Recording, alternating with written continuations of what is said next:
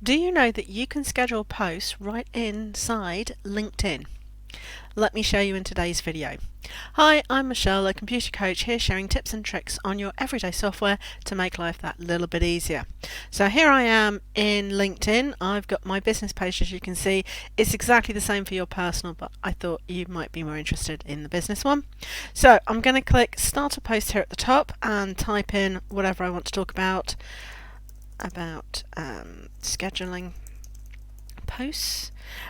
You can type in whatever you want and just do the post as normal. Now here at the bottom you usually click on the post button, but next to it to the left is a little clock that says schedule for later. All you need to do is click there, choose the date, so let's say I want it on Tuesday, choose the time, and let's say I want that at 10 a.m.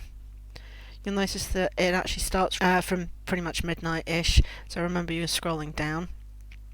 And then just click next. All done. That has saved the details. You can see it's got my date and time at the top. I can click at it if I need to change it, but then all I need to do is click schedule to book that in.